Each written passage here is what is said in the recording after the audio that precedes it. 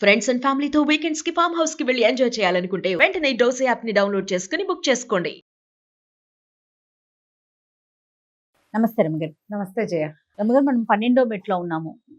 ఆ, ఈ అమ్మాయిని దక్కించుకున్నాడు. ఆ వీణ మీటినప్పుడల్లా దేవకన్య వచ్చేస్తోంది. వీళ్ళ మధ్యలోకి విక్రమార్కుడు అసలు ఎలా ఎంట్రీ అయ్యాడండి? ఈ కథలో మధ్యలో ఎలా వచ్చారు ఆయన? ఇప్పుడు ఈ 4 వస్తువులు తెచ్చుకున్నాడు చక్కగా. ఈ వీణని తెచ్చుకున్నాడు కదా మహాసూరుడు. ఆ వీణకి ఒక చిన్న క్లాజ్ ఉంది. మహాసూరుడు తప్ప ఎవరైనా ముట్టుకుంటే అది బూడిదైపోతుంది. ఇంకా దేవకన్యతో కనెక్షన్ కట్ అంతే. ఆ వీణని అతను చాలా శ్రద్ధగా పెట్టుకున్నాడు. అయితే వీళ్ళకి 3 అన్నదమ్ములు, ఒక చెల్లెలు ఉంది కదా. ఆ చెల్లెలు కొంచెం ఆలస్యంగా పుట్టింది, చిన్నపిల్ల. వీళ్ళిద్దరూ ఆ 3 అబ్బాయిలు వివాహయోగ్యమైన వయసులో ఉన్న వాళ్ళే, పెళ్లి సంబంధాలు అవి చూసుకుంటున్నారు. ఈ పిల్ల ఏం చేసింది, అన్నయ్యలతోటి గడపడానికి వస్తూ ఒకనాడు ఈ మహాసూరుడు ఇంట్లో లేని సమయంలో అతని మందిరంలోకి వచ్చింది. లోపలికి వస్తే పిల్లలు ఎప్పుడు కూడా ఏదైనా కొత్త వస్తువు కనపడితే అసలు ఇది ఏదైనా ఇప్పుడు కూడా మనం అలాగే అన్నీ ముట్టుకుంటారు. ఈ అమ్మాయి ఈ వస్తువులన్నిటిని చూసి సరదా పడి, వాటన్నిటి మీద సరదా లేదు, ప్రధానమైంది వీణ. ఆ వీణని ముట్టుకుంది, మీటంగానే వెంటనే వీణ ఈ అమ్మాయి చూస్తుండగానే భగ్గుమన మండిపోయి బూడిద కుప్ప అయిపోయింది. వీళ్ళకి ఏం చేయాలో తెలియలే. ఇప్పుడు అన్నయ్య వస్తే ఏం చెప్పాలి అన్నయ్యకి? అసలు ఇదేదో ఎలా అయిపోయింది, ముట్టుకుంటే కాలిపోయింది. అది ఎందుకు అయిందో ఆ పిల్లకి తెలియదు. ఆ గదిలోనే అటు ఇటు తిరుగుతూ ఏం చేసింది, అక్కడ ఉన్న కత్తిని తీసి ఆ ఓరలో నుంచి తీసింది బయటికి. తీసేసరికల్లా అదే సమయానికి అక్కడ ఒక ఎలిక వెళ్తోందట. ఉలిక్కిపడి ఆ కత్తిని ఇట్లా చూపించింది. ఎలిక డామని చచ్చిపోయింది. వెళ్ళి ఈ కత్తి వెళ్ళి ఒక గుచ్చుకుచ్చి దాన్ని చంపేసింది. మళ్ళీ వచ్చి అమ్మాయి చేతిలో అతుక్కుంది. పిల్లలు నిర్ఘాంతపోయి చచ్చిపోయింది, దీనికి ఎలికి ఎత్తునంటింది ఈ కత్తికి. మళ్ళీ వరలో పెట్టేశాక అటు ఇటు చూస్తే గోడకి ఏదో తగిలించింది. అందులో అదేమిటి అని చూడడానికి, ఏమైనా వస్తువులు ఉన్నాయేమని చూడడానికి చేయి పెడితే దాంట్లో ఇట్లా చేతికి గుప్పెడు బంగారు కాసులు వచ్చినాయి. బయటికి తీస్తే కళ్ళున పడ్డాయి. ఏం చేయాలో తెలియలేదు, భయం వేసింది. ఇక్కడి నుంచి వెళ్ళిపోవాలనుకుంటే గోడవారుగా పెట్టున్నాయి పావుకోళ్ళు. గబగబా వెళ్తూ కప్పుకుని ఏమనిపించింది, ఈ పావుకోళ్ళు వేసేసుకుని ఎక్కడి నుంచి వచ్చానో అక్కడికి వెళ్ళిపోవాలని కదా.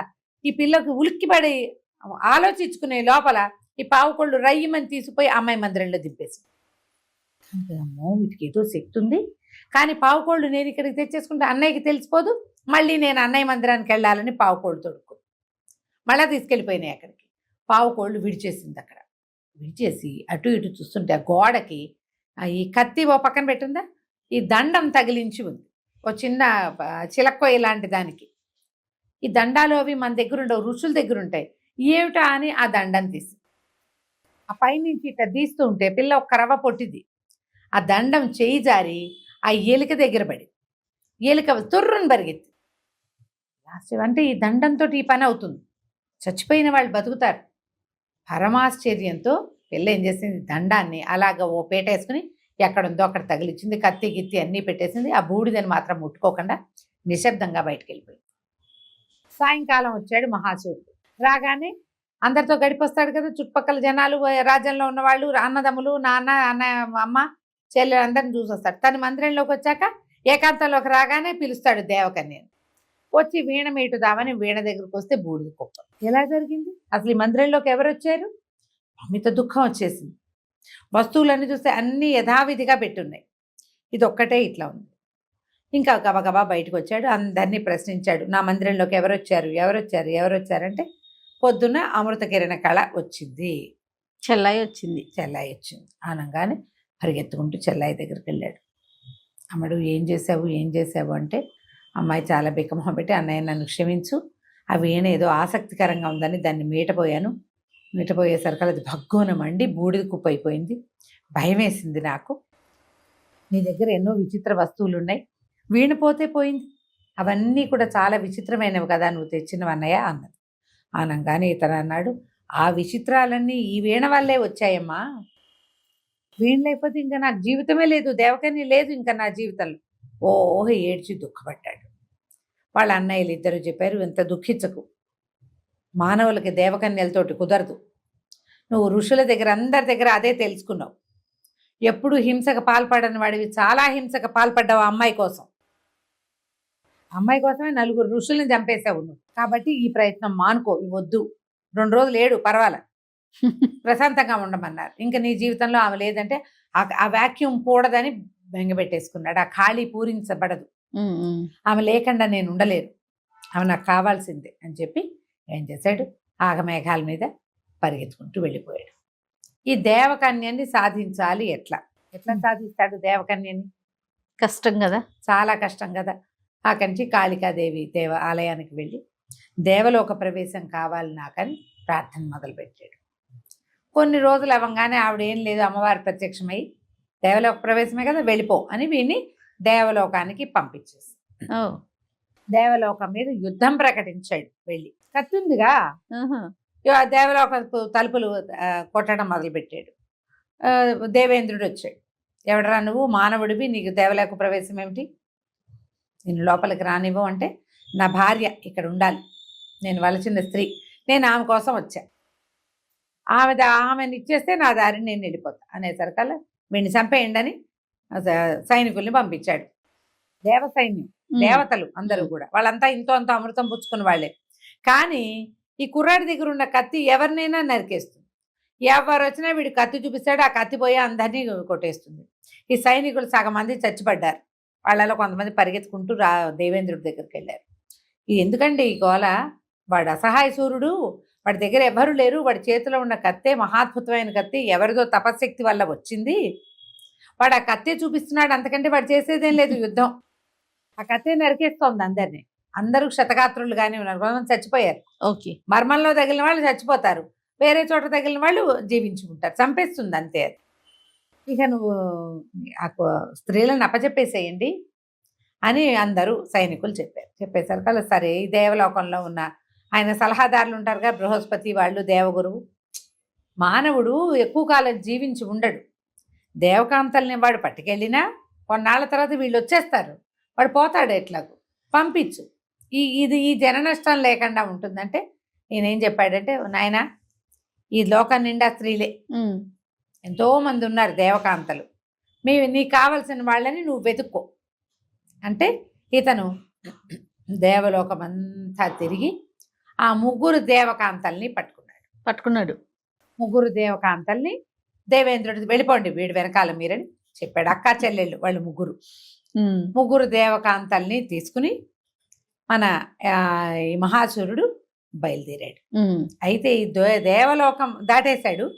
బయటికి వచ్చేసరికల్లా ఈ వింధ్య పర్వతాలు అవి దాటితేనే వీళ్ళు, దానంటే మేరు పర్వతం అవి దాటితేనే వీళ్ళు మామూలు దాంట్లోకి వస్తారు. వింధ్య దాటి మేరు దాటి వింధ్య దాటేసరికి ఈ సమస్య వచ్చేస్తుంది. అంటే ఆ దాటారంటే వాళ్ళు ఇంకా మానవ లోకంలోకి ప్రవేశించినట్టే. అక్కడ పెద్ద పెద్ద మంటలు వచ్చినాయి, అగ్నిపర్వతాలు ఉన్నాయి అక్కడ. ఆ మధ్యలో చిక్కుబడిపోయాడు అతని దగ్గరున్న ఏ సాధనము అతన్ని రక్షించేది కాదు. ఆశ్చర్యపోయాడు, ఏంటి నేను దేవలోకం నుంచి వచ్చేసాను, ఈ మంటల్లో చిక్కుబడిపోయాను, ఈ మంటల నుంచి నేను బయటికి రాలేకపోతున్నానంటే ఈ దేవకాంతలు చెప్పారనమాట. ఇది వరకు రాక్షసులు వాళ్ళు చాలామంది దేవలోకం మీదకి దండయాత్రలకు వచ్చేవాళ్ళు, ఏదో ఒక రకంగా చేసేవాళ్ళం. కానీ దేవలోకం నుంచి ఏదైనా పట్టుకెళ్ళిపోవడానికి వీలు లేదు. యుద్ధమే పట్టుకెళ్ళటం వేరు. మాకు ఇక్కడ కల్పవృక్షము, కామధేనువు, పారిజాత వృక్షాలు బోల్డని ఉన్నాయి దేవలోకంలో ఉండేవి. అవి ఎవరైనా తీసుకెళ్తే కనుక అప్సరసల్ని కూడా వాళ్ళని ఈ అగ్నిదేవుడు అడ్డుకుంటాడు. ఇది ఎప్పుడో చేయబడిన శాసనం. నువ్వు ఈ ప్రాంతానికి రావటం వల్ల నువ్వు ఇక్కడ దొరికేసావు. మొదట వాడు దేవలోకానికి వచ్చినప్పుడు కాళికాదేవి వాడిని అక్కడి నుంచి ఇక్కడికి ప్రత్యక్షం చేయించి, వాడు అక్కడ మాయమై ఇక్కడ ప్రత్యక్షం అయిపోయాడు, ఇక్కడికి వచ్చాడు. కానీ వీడు తిరిగి వెళ్ళేటప్పుడు మనిషిగా తిరిగి వెళ్ళాలి, ఇక్కడ దేవ సహాయం లేదు. వీడితో పాటు 3 స్త్రీలు ఉన్నారు, వాళ్ళు దైవిక శక్తులు వాడడానికి వీలు లేదు. ఇంకా మరి మానవులతో ఉండడానికి కదా వస్తున్నారు, శక్తులు లేవు. వీడు మానవుడు, వీడి దగ్గర ఉన్నది ఏమిటి, ఓ కత్తి, ఓ దండం, ఓ సంచి, ఓ జత చెప్పులు. అవేం పనిచేయవు, ఇక్కడ ఎగిరిపోవటానికి వీలు లేదు అక్కడి నుంచి. అదంతా దేవలోకం. ఇక ఆ మంటల్లో చిక్కుకుపోయాడు. అయితే ఈ భూలోకంలో ఉన్న వీళ్ళ అన్నదమ్ములు వాళ్ళు, ఈ రాజకుమారుడు ఇట్లా వెళ్ళిపోయాడని అతని కోసమని చాలా ప్రయత్నం చేసి కొంతమంది జ్యోతిషవేత్తల్ని కార్తాంతికుల్ని పిలిచారు. పిలిచి మావాడు ఎక్కడున్నాడు, ఉన్నాడా, అసలు ఏమయ్యాడు అంటే మీ వాడు క్షేమంగానే ఉన్నాడు, ఇది కానీ ఫలానా ప్రాంతంలో ఇరుక్కుపోయాడంటే వీళ్ళందరూ బయలుదేరి వచ్చారు. ఆ నిప్పులు ఎక్కడున్నాయో, ఎక్కడైతే అగ్ని ఉందో ఆ అగ్నికి యువతల ఇతని కుటుంబం, అగ్నికి అవతల అతను ఉన్నాడు. అది దాటి రాలే, దాటడం కష్టం. అవును. సరే వీళ్ళంతా మల్లగుల్లాలు పడుతున్నారు. ఏం చేయాలి, ఎట్లా వీడిని తెచ్చుకోవటం, దాటి వెళ్ళాలి. ఈ అగ్నిపర్వతానికి ఇటుపక్కన ఉన్న అన్నదమ్ములు, ఇతని తండ్రి అటు ఇటు చూస్తున్నారు. ఏం చేయాలి, ఎట్లా ఇతన్ని రక్షించడం వాళ్ళకి తెలియటల్లా.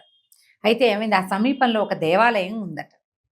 గుళ్ళోకి వెళ్ళి దేవుడినైనా ప్రార్థిద్దామని వీళ్ళంతా ఆ లోపలికి వెళ్ళారు. అక్కడ ఒక శివాలయం ఉంది. అక్కడ ఒక ప్రత్యేకమైన శాసనం రాయబడి ఉంది. ఏం రాయబడి ఉంది, ఎవరైతే ఈ దేవాలయం గోపురం పైకెక్కి ఆ గోపురానికి పక్కగా పెద్ద అగ్నిగుండంలో గుండం ఉండి, గుండం అంటే అగ్నిగుండం అనకూడదు దాన్ని, ఆ గుండంలో నీరు సలసలా కాగుతుంది, సల్ఫర్ వాటర్స్ అంటారు కదా, అవునవును, కాగుతూ ఉంటుంది. ఆ పైకెక్కి ఎవరైతే గుండంలో దూకుతారో వాళ్ళు వెంటనే పాతాళ లోకానికి వెళ్తారు. పాతాళ లోకంలో జగదీశ్వరాలయం ఉంది. ఆ జగదీశ్వరుణ్ణి గనక దర్శనం చేస్తే కోరిన కోరిక తీరుతుంది. ఎలాంటి ప్రమాదం నుంచైనా రక్షించబడతారు. కానీ ఇదంతా ఒక్క జాములో జరగాలి, 3 గంటల్లో అయిపోవాలి మొత్తం ప్రోగ్రాం అని రాయబడి ఉంది. ఈ శాసనం చదివేసరికి వీళ్ళకి ఆశ వచ్చింది. మనం ఎవరైనా ఎక్కి పైకి అందులో దూకి ఆ పాతాళానికి వెళ్ళి ఆ శివుణ్ణి ప్రార్థించి మా అబ్బాయిని రక్షించు అని అడిగితే అవుతుందేమో. కానీ ఎవరు వెళ్ళాలి అంటే వీళ్ళకి ఎలా తెలిసింది? అక్కడ ఉంది ఒక శాసనం రాయబడి. కాదు రమ్మగారు, అతను పైన ఇరుక్కుపోయాడు అని చెప్పేసి. పైన అంటే ఇది భూమి మీదేగా ఇరుక్కుపోయింది. వీళ్ళు జ్యోతిషవేత్తల ద్వారా తెలుసుకున్నారు. ఇప్పుడు కనపడుతున్న అగ్నిపర్వతానికి అవతల తన తమ్ముడు ఉన్నాడు అన్న విషయం జ్యోతిష్యులు తెలుసుకున్నాడు. అగ్నిగుండంలో ఇరుక్కుపోయి ఉన్నాడు అని తెలుసు వాళ్ళకి, జ్యోతిష్యుల వల్ల. కానీ ఏం చేయాలో తెలియదు. దానికి ఇది సొల్యూషన్ కనపడుతోంది. అంటే ఇలా చెయ్యొచ్చు, నువ్వు వెళ్ళు అని అన్నదమ్ములు ఇద్దరు తండ్రి ఒకళ్ళనొకళ్ళు తోసుకుంటున్నారు. ఏం చేయాలో తెలియట్లేదు. ఆ సమయానికి వింధ్యాటవీ ప్రాంతానికి విక్రమార్కుడు వెళ్ళాడు. ఈయంతో ఉన్న భేతాళుడు ఇక్కడ ఒక వింత జరుగుతోంది అని చూసి రాజుకు చెప్పాడు.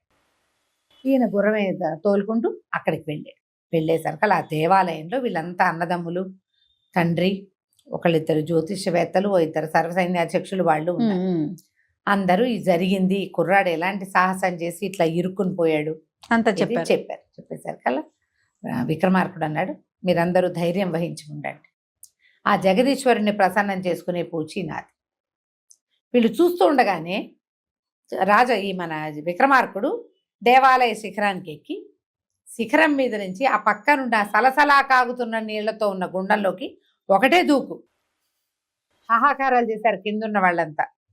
దూకేసి ఆ దూకంగానే ఆయన సరాసరి పాతాళం లోపలికి వెళ్ళిపోయాడు. అక్కడ పెద్ద శివాలయం ఉంది, బ్రహ్మాండమైన పరమేశ్వరుడి శివలింగం కనపడింది. ఎప్పుడైతే ఈ నీటిలో దూకి ఈ శివలింగ దర్శనం చేశాడో పరమేశ్వరుడు ఆయనకి ప్రత్యక్షమయ్యాడు. ఏమిటి నాయన నీ కోరిక అంటే, పరోపకారార్థం ఇదం శరీరం ప్రభు, పరోపకారం చేయటానికే నేను ఈ ప్రయత్నం చేశాను. నేను నా కాళికాదేవి ప్రసన్నురాలై ఉన్నది, నాకు ఏదైనా సాధ్యపడుతుంది, ఇక్కడ ఈ అవకాశం ఉంది కాబట్టి ఈ పని చేశానంటే ఆయన ఏమన్నాడు, అయ్యో కొన్ని గుళికలు చేతిలో పెట్టి నీకు ఎక్కడ ఇబ్బంది ఉందో అక్కడ ఈ గుళికల్ని విసర్జించి వదిలిపెట్టు. అది నీరైనా నిప్పైనా కొండైనా ఏదైనా సరే నువ్వు ఏం చేయదలుచుకున్నావో నీకు అనుకూలంగా అది మారిపోతుంది అని పరమేశ్వరుడు కొన్ని గుళికలు విక్రమార్కుడు చేతికిచ్చాడు. అక్కడి నుంచి పరమేశ్వర అనుగ్రహంతో ఈయన మళ్ళీ ఈ వింధ్య పర్వతాల దగ్గర ఉన్న ఈ రాజు వీళ్ళంతా ఉన్న దేవాలయం దగ్గరికి వచ్చేసాడు. వచ్చి వీళ్ళకి చెప్పాడు, మీ వాడిని నేను రక్షిస్తాను, మీరు ఇక్కడే ఉండండి అని. ఈయన ఏం చేశాడు, ఈ అగ్నిపర్వతం మీద భేతాళుడి సహాయంతో అగ్నిపర్వతపు పైభాగానికి వెళ్ళిపోయి అక్కడ ఈ గుళికల్ని విసిరిశాడు. ఈ అగ్నిపర్వతం ఇంద్రుడితోటి సృష్టించబడింది. ఇంద్రుడు శివాధీనుడు, శివకింకరుడు అని చెప్పాలి. ఎప్పుడైతే ఈ పరమేశ్వర తోటి ఇవ్వబడినట్టు ఆ గుళికలు తగిలినాయో అగ్నిపర్వతం చప్పగా చల్లారిపోయి భూమి అంతా ఖాళీ వచ్చేసిందట. ఖాళీ రాగానే ఈ మహాసూరుడు అది దాటి వింధ్యాటవిలోకి ప్రవేశించేశాడు. సడన్గా ఏదో జరిగింది తెలిసింది. అతనితో పాటు 3 దేవకాంతలు వచ్చేసారు. ఎప్పుడైతే అగ్నిపర్వతం మళ్ళీ వీళ్ళు యువతలకు వచ్చాక అగ్నిపర్వతం మామూలుగా అయిపోయింది. ఓకే. విక్రమార్కుడు ఐడియా అది కదా, ఆయన ఆలోచన. అవునవును. మహాసూరుణ్ణి తప్పించడమే ఆయన ఉద్దేశం. బయటికి వచ్చి దీన్ని ఎట్లా తప్పించుకున్నాను, దైవికంగా తప్పించుకున్నానని అన్నదమ్ములకి తండ్రికి చెప్పాడు. చెప్తే నువ్వు దైవికంగా తప్పించుకోలేదు, ఆ దైవానికి తోటి ఆ పని చేయించిన వాడు మా రాజా విక్రమార్కుడు, ఇదిగో ఈయన అని చూపించాడు. ఈ మహాసూరుడు అనేక నమస్కారాలు చేసి విక్రమార్కుడి పాదాల దగ్గర కూర్చున్నాడు. ప్రభు, నన్ను రక్షించావు, నువ్వు నీ ఆజ్ఞ, నువ్వు ఇప్పుడు ఏం చేయమంటే అది చేస్తానంటాడు. అంటే ఆయన ఏమన్నాడు, చాలా బాగుంది, నువ్వు 3 స్త్రీలను తెచ్చావు, నువ్వు ఏ స్త్రీ కోసం ఈ ప్రయత్నం చేసావో ఆమెను నువ్వు ఎంచుకో, నీ దగ్గర అట్టు పెట్టుకో. మిగిలిన 2 స్త్రీలని మీ అన్నదమ్మలకు అప్పచెప్పు, వీళ్లతోటి ముందు గడిపిన వాళ్ళు. తర్వాత నీకు 4 సాధనాలు దొరికినాయి. ఆ 4 సాధనాలు విక్రమార్కుడికి అప్పచెప్పాడు, ఇవి దొరికినాయి. ఇప్పుడు నీ దగ్గర ఉన్న ఒక దండంతో ఈ 4 ఋషులని నువ్వు జీవింపజేయి. సాధన ఉంది నీ దగ్గర, నువ్వు చెప్పులు వేసుకుంటావు, ఆ పావుకోళ్ళు వేసుకుని వెళ్ళి ఆ ఏ ఋషి చనిపోయిన చోటకి వెళ్ళి ఆ దండం పెట్టి కొడితే ఆ ఋషి జీవిస్తాడు. అతని వస్తువు అతనికి ఇచ్చేసి, నలుగురికి వాళ్ళ వస్తువులు వాళ్ళకి ఇచ్చేసి జీవింపచేయి.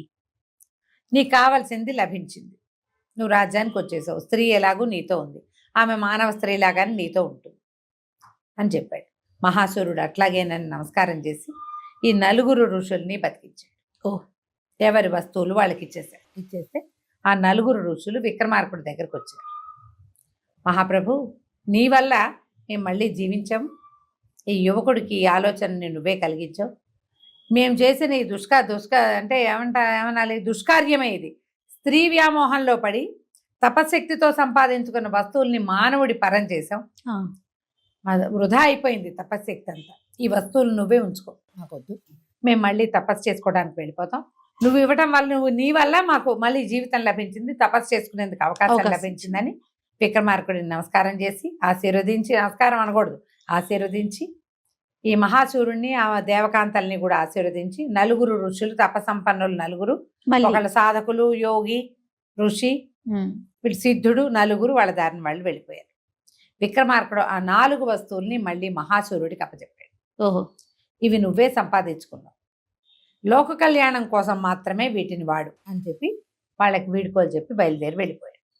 ఆయన 4 వస్తువులు ఉంచుకుంటే ఆయనతో పాటు ఉన్న భేతాళుడితో పాటు 4 ప్రత్యేక శక్తులు ఆయన దగ్గర ఉండేవి, కానీ ఉంచుకోలేదు. ఆయన త్యాగబుద్ధితోటి సంపాదించుకున్న వాడికే దీని మీద హక్కు ఉంది, ఇప్పుడు వీళ్ళు నాకు ఇచ్చినా నేను తీసుకోకూడదన్న భావంతో 4 వస్తువుల్ని మహాసురుడికే అప్పచెప్పేశాడు. మహాసురుడి కథ పెద్దది, విక్రమార్కుడి పాత్ర చిన్నది, కానీ అసలు ఇప్పుడు హీరో ఎవరయ్యారు, విక్రమార్కుడు. తర్వాత మహాసురుడు తన అమ్మాయిని వివాహం చేసుకుని అన్నదమ్ములు పెద్దవాళ్ళు కూడా 2 దేవకాంతల్ని పెళ్లిళ్ళు చేసేసుకున్నారు, హాయిగా ధనపురాన్ని పరిపాలించుకున్నారు. కథ కంచికి మనం ఇంటికి వచ్చే భాగంలో మళ్ళీ కలుసుకుందాం. రైట్ అమ్మగారు, నమస్తే. నమస్తే జయ.